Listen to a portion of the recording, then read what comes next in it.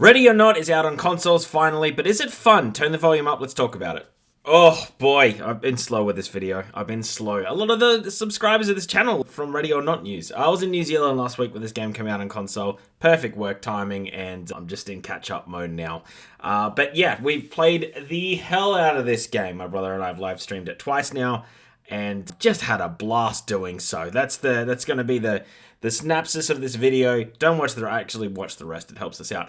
But it's fun. It's fun. It is so different to anything else that I've ever played, especially to console players, that it is so unique that I just love it. I absolutely love it. It's like a modern day version of the older Rainbow Six games of the intensity, but it's nuts. It's nuts. This game is tense. My heart rate was up throughout it. And I'm sure that the more you play it, the more that gets taken away. But I was stressed yesterday playing this game with my brother. And he was a little bit more on control. He's done this before. I was that guy at SWAT that, how did this guy pass the police academy? How did he get this far? Because I was a nervous Nelly. We got it through. For those that don't know, this game has sold 1 million copies, so I'd say a lot of people do know about it. But it is a SWAT-like shooter. You pretty much rock up to a situation and you got to complete some small mission objectives. But the most part, you're pretty much bringing order to chaos. That is an objective at every single mission that you go to, which is either arresting or taking out bad guys who are shooting back at you. But you're usually following the rules of engagement, that you're kind of not shooting unless they shoot you first. And you're trying to rescue as many hostages as possible and maybe complete 1 or 2 tasks on the side. It is nuts. It is nuts. The missions layouts and the way that they've done this game, and it has been in development for a very long time for it to get here. It's years and years and years. The mission layouts are so different. There's one that you go out that's to this conspiracy theorist place who's actually after one of the SWAT guys to come out, and he comes out in this aluminium foil costume, and just everything has chicken wire, so radio waves can't get in. It's nuts to, just a small domestic that's gotten out of control. And then there's underground pornography rings. There's some that you got to save children. There's a hold up or an active shooter situation at a supermarket. It is crazy, the different layout of missions. And there's still, I still have 3 more to play. And it's just so much replayability because every mission really has its own identity, and it isn't just a carbon copy of another one with just a different layout.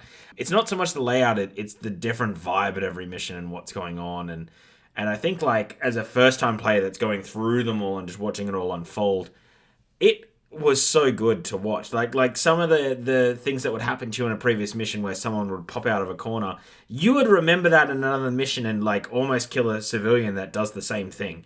And just the blind panic sometimes that comes out of this game is unbelievable. Where this game truly does shine, and I would say its single player is this single player in this game is very good. So you're a squad leader, it's a bit of missions and a bit of story there. I wouldn't say a lot, but it's mostly just going through. You've got your squad. You start to get attachment with these people. You can sit them out for a mission and then bring them back into the fold if they start to get stressed or got shot too much. And it's really easy to control them. It's really intuitive. I was wondering how they were going to do this all on controller. It is very easy to do once you kind of get a head around it. Just uses a bumper wheel system that you just sort of tab into grenades, and then you pick what grenade you want, or you say go breach a door, do this. You do need to have some things ready to go for just a button, so you're not using a wheel in the situation of, you need to just quickly throw a flashbang into a building. You can't be hanging around with walls, so I would say a little bit of preparation there does go a long way. But yeah, for the most part, it's very enjoyable in the single player. But where this game completely shines is multiplayer. Doing this with someone else is unbelievably fun.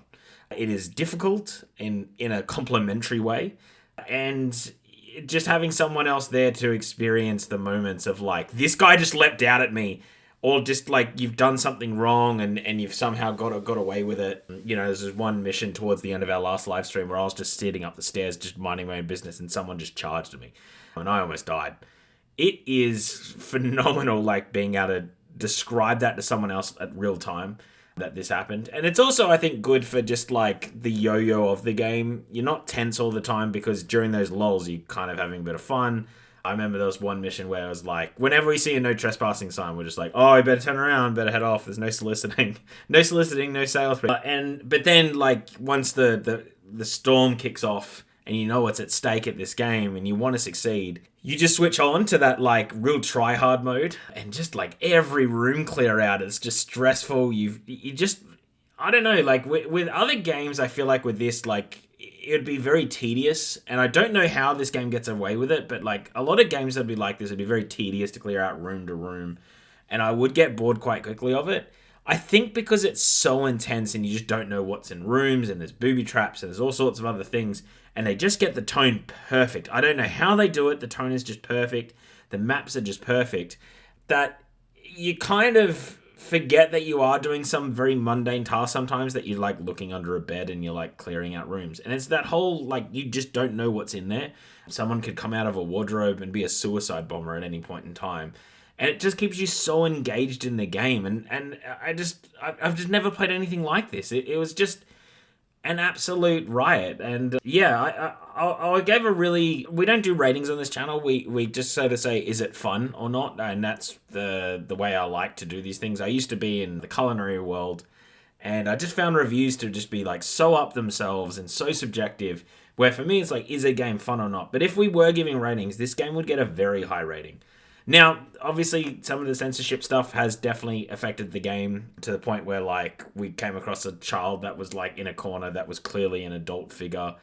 They've toned down a lot of the violence in this game. Like, and I just think, like, the messaging around that wasn't, I would say, as honest as maybe as I was led to believe. I was like, well, at least they're being upfront about everything. I would say they're definitely not. But for the most part, I would say that's not really their fault. That's Sony and Microsoft. They wanted this for it to go on the platform, and I know some people were disappointed on the PC side, but like 1 million copies sold. These guys have been at this game since I think 2017, maybe in 2019. They deserve this payday. Like, there's so much effort that has gone into this game, and if you watch like some of the like alpha footage of just like how bare bones and how buggy this game was to now, I think it's a good a good song for them, swan song, just to like, they should be given their flowers. Like, this is such a good game with like years and years of love put into it. And I just hope that the gaming industry notices this, that like, hey, this game did not start out complete, but it didn't have the fanfare. It didn't have I keep saying like the Imagine Dragons trailer, but that Splitgate 2 thing blew my mind. But they didn't have like $500,000 put into influencers to play the game. They didn't have an Imagine Dragons trailer. They didn't just beef things up with these pre-order things or do what the last Battlefield did. No, they just released a game and they slowly updated it, and then they just completely launched it when it was 100% and it already had like a community behind it. And it has just gone gangbusters. And I just really hope that like other developers and other things other companies look into the way that this game is made. Because if you make a good game, that is fun. You can drop the ball once or twice and make some controversial decisions, but people will buy the game because it's a good game. It fundamentally works, and you understand what the game is. You don't have microtransactions. You don't have season passes because it's not that game. It's not this type of game. But there's a lot happening, and people will buy DLC. People will buy the older models that worked of DLC because they want to play more missions. They want to play more setups. They want to unlock new things in this game because it is so much fun, and the replayability, especially with someone else, with a friend, is so high that I cannot stress that you should get this game. Wildgate is another game that we recently reviewed, and I said go get it. It's a lot of fun. It's the same with this. Like, just go get it. If you haven't already, if you're not one of the 1 million people, then go get it. I know this review is super late, but I still wanted to do it. I still wanted to get it out there just because it's a riot. Like, it's an absolute riot, and I mean that in the non-SWAT needs to rock up and deal with it kind of way, but it's just phenomenal. And just the way that like the customization with the guns and the customizations with the setups, which I didn't really go through, can really go with any playstyle. Like, for me, like, I've fired Berettas in real life. I fired a lot of these weapons in real life, just at shooting ranges and things like that. So for me, like, hearing that Beretta, or whatever they call the Beretta, it's just like, yeah, that's exactly it. Like, you exactly get that power from it. But like, for my setup and the way that I like guns to react in video games, I could set that up in that way very, very quickly. That I like a silenced assault rifle, I like an unsilenced pistol, I like to have this amount of kick. I set that up very quickly for a game that didn't really have a tutorial. It has a little bit of one, but it doesn't have much with the shooting mechanics. I had that dialed in very, very quickly. My brother, on the other hand, likes to do very different things with SMGs, and he said to me that like he was able to customize that gameplay very quickly. He likes a much more rapid movement. He likes a bit more of a spray because he can counteract that and he likes to just fire a couple of rounds down really quickly, where I much prefer a single shot, just bang, bang, bang, bang, bang, and get that down to defuse the situation. But it's just phenomenal. And the way you just deal with civilians is, I think, the best part of the game. Like, you actually get frustrated with civilians just being annoying. And I feel like, I've never been a real SWAT agent. I never will be. But I feel like there would be a part of, like, just shut up. Like, we're trying to save your life. Just shut up. Like, we know what we're doing. Don't maybe just jump out at me. Just maybe call out if you're in a room that like, hey, I'm a civilian, like the SWAT here. No, it's just none of that. So anyway, and it's just, oh my God, just such a good game. Like, there's one mission where you just deal with like methed out tweakers that are just like, oh man, and they're just like shaking and stuff, and you're just like, fuck, like I don't want to have to be dealing with you. There's like active shooters in here. And he's just, and he just like, I just need to get the cuffs on you so I can just keep clearing things out. And they do such a good job. The level design in this is unbelievable. Anyway, I think I've prattled on long enough about this game, but it is very, very good. So if you didn't make it this far in the video, hit subscribe because it really does help us out. We're going to be making much more Ready or Not content. I'd say it's going to be a game that we live stream quite often. My brother will be doing some best ofs as well of the streams as he usually does, so look out for those on the channel. Comment down below, are you going to get this game? Have you got this game? If you do have it, what's your favorite part about it? Give me a positive and a negative about the game. And if you haven't got it, what's stopping you? What's stopping you getting it? And like it, because then it algorithms it to someone else that likes Ready or Not, or is thinking about Ready or Not, someone like you, and then they'll watch it and they'll like it and it'll algorithm to that. I'm sick of asking for the likes, but you just got to do it. You just got to do it. They really do help. Like, it doesn't seem like it really does, but even like a video that might get 3 likes to a video that gets 8 likes, a day or two later, YouTube will recommend it to like 10,000 people. And you're just like, what happened? So like, it really does change a fair bit. Just sort of like move the curtain up on that. But anyway, I'm going to edit this up, cut this up, and get this out. I'll have to go see the Fantastic Four movie tonight, actually. So I'll see if that's any good. I might see if I can get a little bit of gaming done tonight. We've got 2 more reviews to do, one of which I'm not looking forward to playing, but we got to do it. Got to do it for the channel. So yeah. Anyway, I'm going to get out of here. This is Brenton. This is RetalinLive. I'm out of here. Bye.